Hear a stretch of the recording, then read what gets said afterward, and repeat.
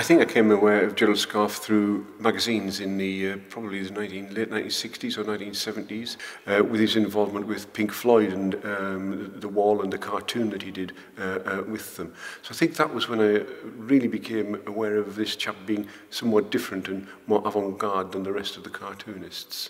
The Transmogrification of Margaret Thatcher, I think it was about 1988 that he did the cartoon, but I think it just sums up the whole of the relationship, or perhaps the lack of relationship, between the two people. And we see Maggie Thatcher changing from a character to a caricature in the one cartoon. Maggie Thatcher, I think, was a woman who wasn't happy with her own self-image. She denied the fact she had a lazy eye, for instance. She didn't like her own hair. She didn't like her voice.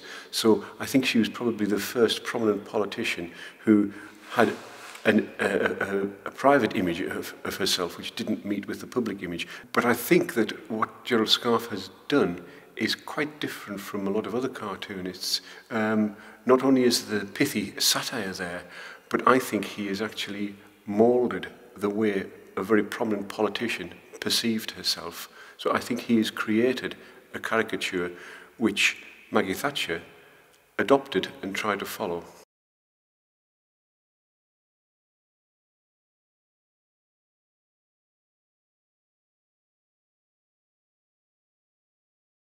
The other one I've chosen is Aggression Must Not Be Seen to Pay, which refers to the Falklands War of 1982.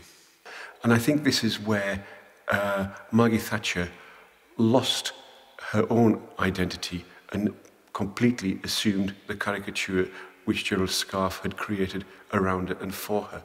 She saw herself not only as the Iron Lady, but in this cartoon she's depicted as the figurehead of HMS Illustrious, steaming off, leading the task force down to rescue the Falklands. Creating that sort of conundrum in the viewer's mind. Is this a great leader, or is this a megalomaniac? And I think he's done that very successfully, because I think you can read that cartoon either way. We know the message that Gerald Scarfe was trying to put across because we know his opinions about Maggie Thatcher.